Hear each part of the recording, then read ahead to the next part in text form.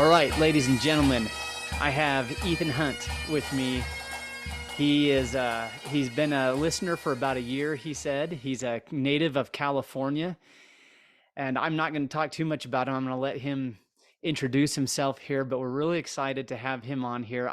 Why don't you give our listeners a little bit of information about your background and where you're coming from, and maybe include in there how you got into the subject of Scottish clans. Yeah, thank you so much, Clint. Thank you for having me on. It's really exciting to be here. As far as my background, I grew up, as you kind of mentioned, I grew up in the San Francisco Bay Area in California, which actually will play into how I'm interested in the Scottish clans. But a little bit about me now. I am a graduating senior at the University of California, Davis. I'm double majoring in genetics and genomics in Spanish, and I'm also pre-med. So the end goal is to become a doctor, but genealogy and Scottish clans in general has been a passion of mine. It's something I do on the side, but I haven't really decided where I want to take it. But it's something that I'm really interested in, especially on an academic level. So just kind of seeing where that goes. And then as far as how I got interested in the Scottish clans, so the city I'm actually from is Pleasanton in the Bay Area. And for some reason, I'm sure most of the people listening have never heard of Pleasanton, but Pleasanton has a very large Scottish Highland Gathering and Games. If you actually Google Scottish Highland Gathering and Games and you look at the Wikipedia page, it says that the Pleasanton one is the largest in the world in terms of spectators. So Wow. there's one in Scotland that has more competitors. But I think the 155th annual games was 6 years ago, and there was, I think, if you look, it says 50,000 spectators. So for some reason, yeah, Pleasanton has a very large gathering. And my mom's maiden name is Dinning. It's spelled like winning with a D. So their family immigrated to the US from Kilmarnock in the lowlands in the 1880s. So that kind of got me into the Scottish games. So I've been going ever since I was really young. And I really wanted, there's a racetrack, like horse racing at the fairgrounds in Pleasanton. And so there's always a kilted mile. So everyone runs a mile. The only requirement is you wear a kilt. And I'm not a very good runner, but I thought it was so cool. And I really wanted a kilt. And all these people flying from Scotland, Australia, everywhere, talking about their rich family history. And I really wanted to be a part of it. And so I asked my dad, I said, Dad, like, what clan are we a part of? And on his side of the family, the only one he knew at the time was his grandmother's maiden name is Wilson. And if you go and you look in the tartan books, the Wilson kilt was green and pink. I wasn't a big fan of green and pink at like 8 years old. And so I asked him if there are any other options. And because Dinning wasn't really, if you just look in the general books, Dinning isn't really a part of the clan. And he said, well, no, but I guess you'll have to research our family. And so I was 10 at the time, this is 2011. And that kind of like everything took off from there. I started just on genealogy, wanting to know what clans I was related to so I could buy a kilt.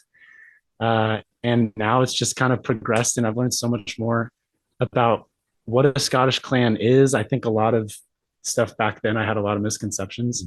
What a clan is, how DNA is incorporated. I still don't have a kilt. That's coming. But yeah, that's kind of been my journey with genealogy and Scottish clans. Basics. What is DNA? What types of DNA testing are offered? How does testing work? And what is a haplogroup? Touch on some of those. Yeah, of course. So to start off, that's four questions. I want to make sure I describe that accurately. So at any time, I'm kind of inundated with this stuff for my classes. So if I say something that's like too sciencey or like doesn't make sense, like please interrupt me, uh, so that everyone, the listeners, can understand, and for you as well. So first of all, what is DNA? It's probably the question people are most familiar with. DNA, I think, in the simplest terms, is the unit of heredity that we all have. So it's what makes us human or any species what they are. Um, and so there are three types of DNA, more or less, which kind of goes into DNA testing. So the most common, when you see commercials for DNA testing, typically it's Ancestry DNA. They kind of do the best job of putting themselves out there on television. But there's the other company, 23andMe, people are really familiar with, MyHeritage, Family Tree DNA. Most of the time when people are talking about those tests, they're autosomal DNA tests. And so what that means is that for humans, we have 23 pairs of chromosomes, and a chromosome is basically a large collection of DNA. And so 22 of those pairs are called your autosomes, and the 23rd pair is called your sex chromosomes. And so for men, they have an X and a Y chromosome, and for women, they have two X's. And so when you take an autosomal test, that test is looking at your 22 autosomes, the first 22 pairs of chromosomes that you have. And the significance of this is that those chromosomes do not follow a special inheritance pattern. So when we talk about you get 50% from your parents and 25% from your grandparents, what you're really talking about is your autosomes. And so that happens because of recombination, a certain process. But that's the majority of tests that people are familiar with. But there's actually two other types of DNA testing that is a little more targeted, and it gives you less overall information, but when used correctly, it's very beneficial. So the other two kinds are Y DNA testing, which if it sounds like Y chromosome, it's because it is. It tests specific DNA on your Y chromosome. And the significance of that is the Y chromosome is only passed down from father to son. And in Western tradition, surnames are also inherited from father to son. So basically, what that allows you to have is a genetic test for your surname. So that doesn't work in all cases. I mean, like across all cultures. But for Scottish clans and most surnames in Western Europe, that's how it works. And so what you end up with is your DNA matches with Y DNA testing should all have your surname. And because it's Y chromosome, it's on the Y chromosome, you actually know how you're related. At some point, your father's father's father's father, however many generations back, is the same person. It's up to you to figure out how many generations back that is. And then the last type of DNA testing is called mitochondrial DNA testing.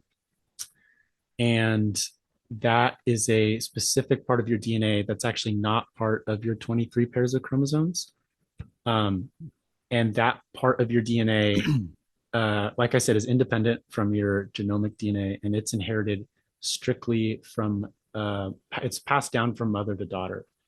So as a male, it's basically the opposite of the Y DNA. So your Y DNA follows it's what's called your patriline. So like your father's father's father's side, and your mitochondrial DNA follows your matriline, which is your mother's mother's mother's side. Cool. So So I don't, yeah, go ahead. a question on that.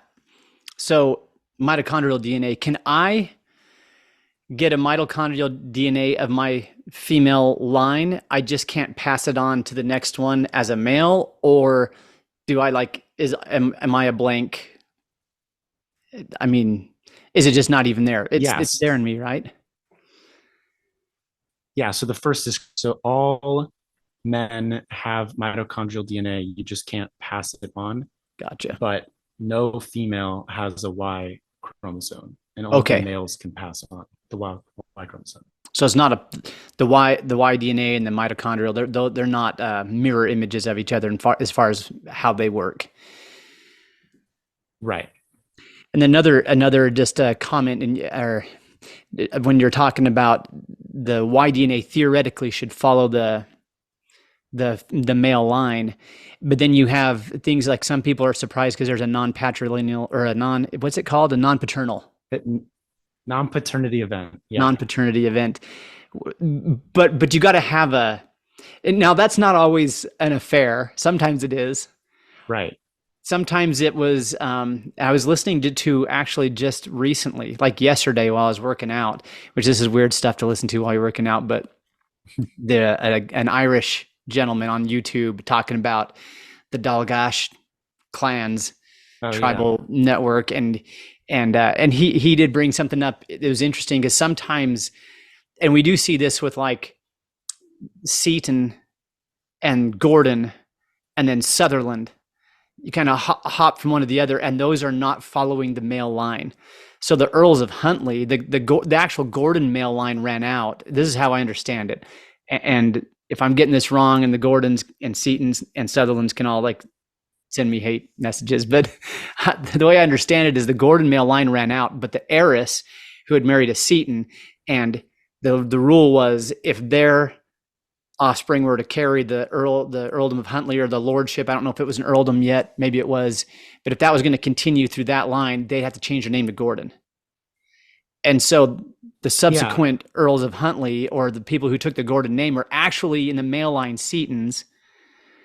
And then you have a Gordon who marries a Sutherland heiress, and he both gets the earldom of Sutherland, and he, contrary to what this version of this with the Rosses, he becomes the head of the kindred with a little bit of contest originally from other people who thought they were better and more legitimate fit for that. But eventually, so you have Seaton becomes Gordon, becomes Sutherland if you chase the right line through female lines. But I mean, I think it's good that you establish the rule. You got to get that settled before you start talking about exceptions. The rule is theoretically this would follow a surname. Yeah, and I'll actually talk about a little later. Okay, good. Scientists have calculated the non-paternity event rate, or like about what it is per Oh, generation. really? Yeah, so I'll talk about that a little bit later. Awesome. As we get down. I'll stand off. Just to no worries. Just to continue on, because I think those 4 questions are important for the groundwork of the rest of it. How does DNA testing work? I think this is really important, particularly when people are talking about ethnicity estimates, like I was this percentage, whatever, Scandinavian or something. So what they do is they take a reference population or people that they have decided by some metric. Typically, it's like all 4 grandparents were born in the same X number of mile vicinity. And they'll take a group of those people and say that this is what we are defining as Scottish or English or Norwegian or Danish or whatever. And then when you test, they compare you to those other people and they assign you percentages. And so what are they actually comparing when they do that? And this will be kind of important when we get into why DNA testing.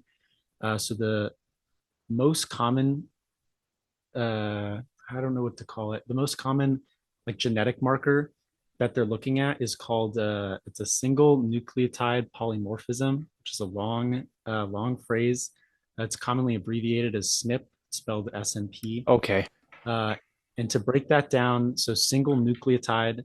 So most people or many people might be familiar with your DNA is made of 4 letters. So your A, C, G, and T. And so each one of those is called a nucleotide. So single nucleotide, polymorphism, poly meaning many, and then morphism meaning kind of like a mutation. And so what a SNP basically is a change in a letter in your DNA that is indicative of a population. So they might say that English people at this one part of your DNA have a C, but everyone else in the world has an A. So then when they look at your DNA, they say, oh, like Clint, you have a C, then they assign that certain portion as English to you. And so that's the main way it works. In why DNA testing, there is SNP testing, which is the way I just described. And then this is kind of older and it's slowly becoming outdated, but it's still very much used because it's cheaper. There's SNP testing, and then there's STR testing. And STR stands for short tandem repeat. And I'll also break that down. So repeat is a sequence of letters. So it might be like ACT. And then short tandem repeat means that ACT repeats, like, let's say 10 times in a row, hence the tandem aspect.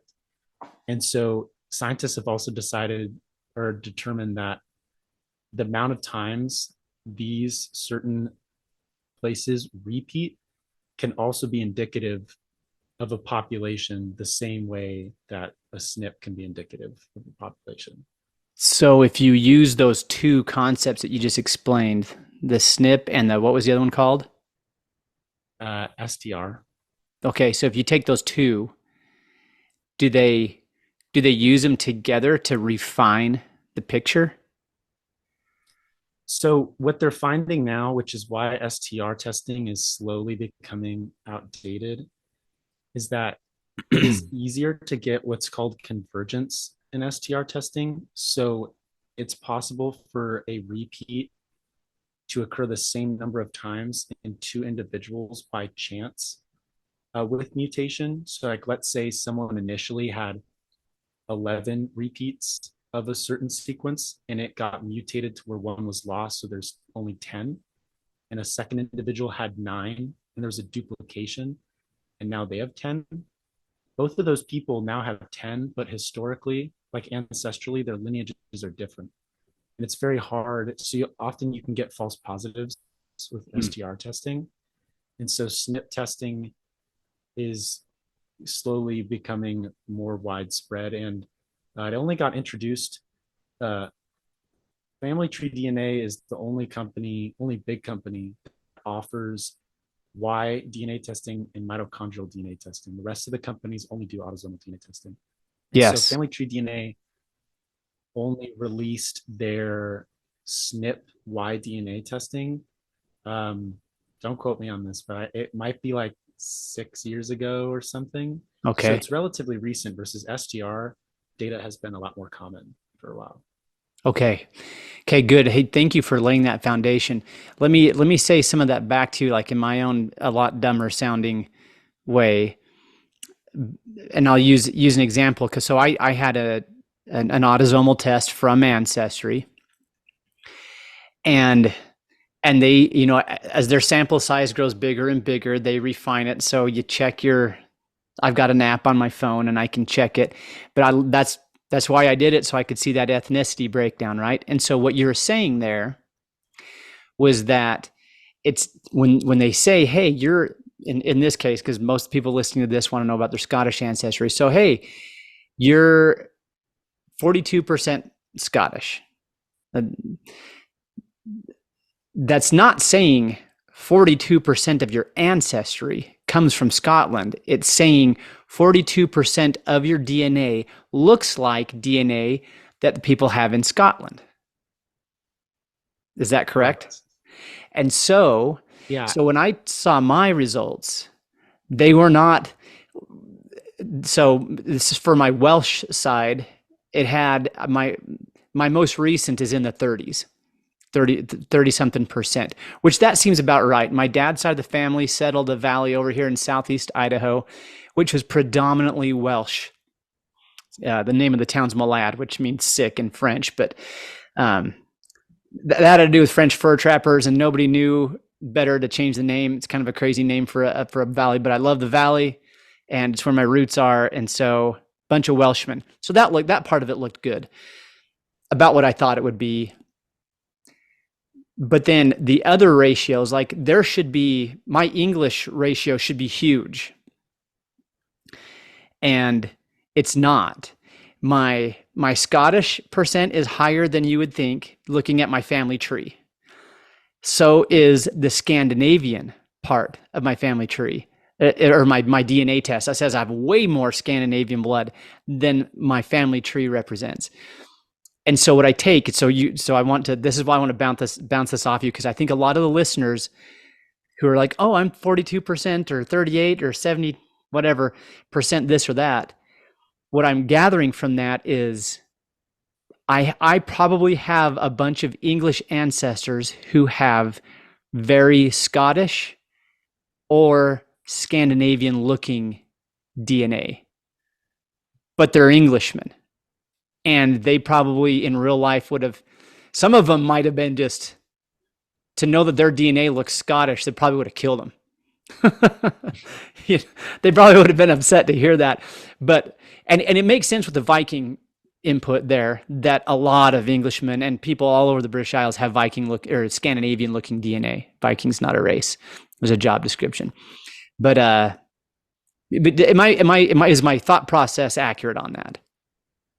Yeah, and so that's why I'm not a big like when people get into the weeds about their percentages or try to make something of it, it's really hard. There's a reason they're called estimates.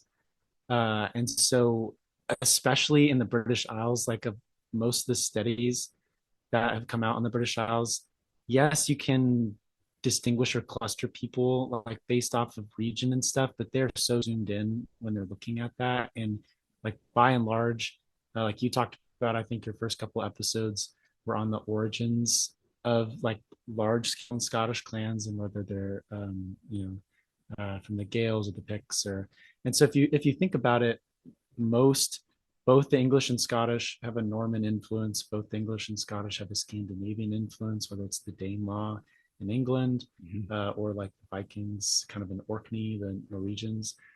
So a lot of the populations who historically have contributed to Scotland and England are very similar. So I wouldn't, those percentages probably will change and continue to change. Anecdotally, the Scotland percentage seems to be inflated right now, just based off of the tests that I'm in charge of. People have higher Scottish in my family. People have higher Scottish percentages than they should, and the Yeah. Scandinavian tends to linger a little bit. And I think it is because, and what that's not necessarily saying is you have some long lost Swedish like great great grandfather. It's that, like you said, the your DNA today is similar to English people who are probably also similar to Scandinavian or Swedish Mhm. people, and it's all because of a history, whatever, a couple hundred years ago.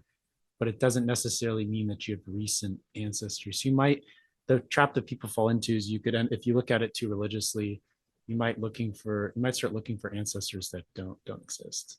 Gotcha. No, that's a really, I think that's really important for a lot of the listeners to hear because I do see this come up quite often. I mean, you've been on the Facebook group, and I mean, I think on the Facebook group, probably the majority of people on there have never listened to an episode ever once, even though that was what it was created for a kind of like a discussion forum for the podcast originally. But um, you see that a lot on there. Hey, DNA results said this, and I think your what you just explained helps them understand how not how seriously to take it, but what it's good for and what it's not good for. And I think you're going to get that into that a little bit more here in a second.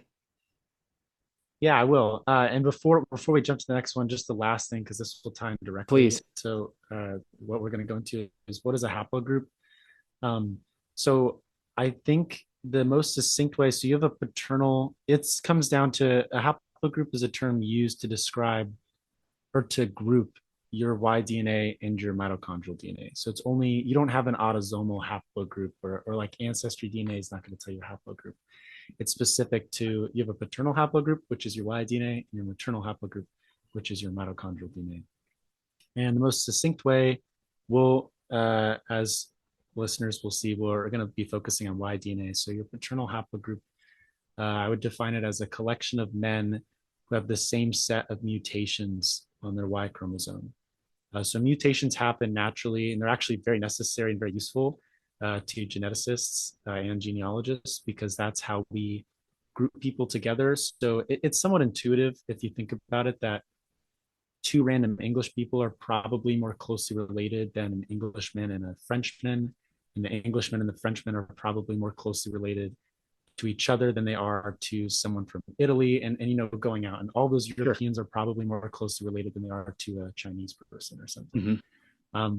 And that's because the science of that, or the underlying genetics, is that through each generation, mutations naturally occur from father to son in this case in your Y chromosome. And so those mutations, the succession of those can be grouped together.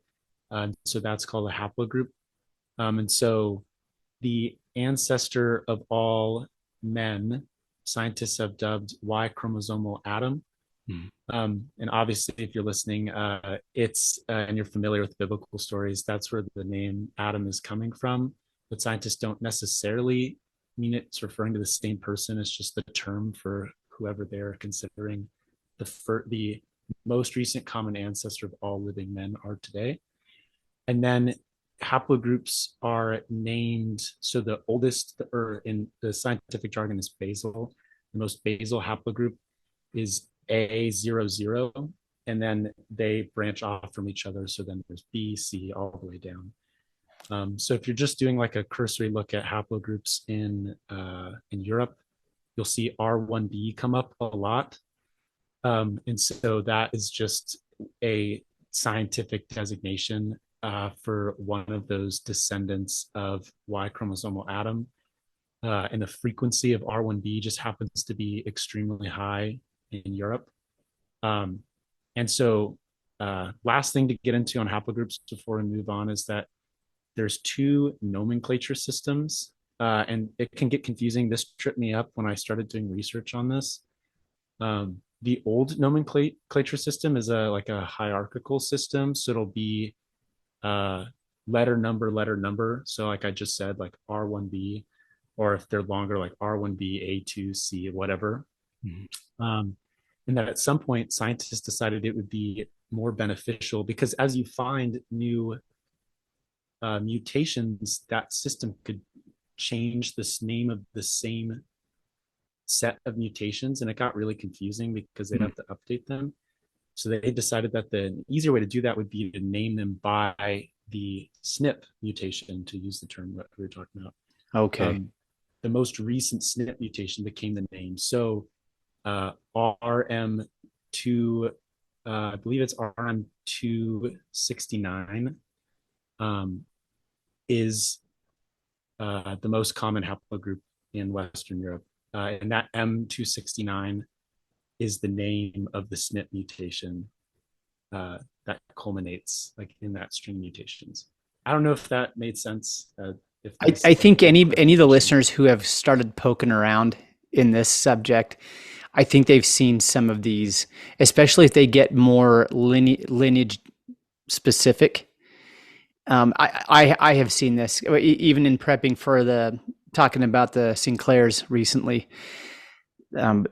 I got into some of their genetic stuff, and they're like, "Yeah, this guy here had this," and I think he's talking about those smaller, more distinct that you're just describing, rather than just keep on adding letters and numbers on the haplogroup. So as an example, so R1b1 A1 A2, which is a mouthful, is the same as RM269. Okay. And everyone today, you will only hear RM269 because if they find a new mutation at some point, and it's like, oh shoot, well now R1b1 should actually be R1b2, but it refers to the same thing. It ends up being a mess. Yeah. And so you'll see more and more it's just the names of the SNPs. I think we're all appreciative for things that make things simpler.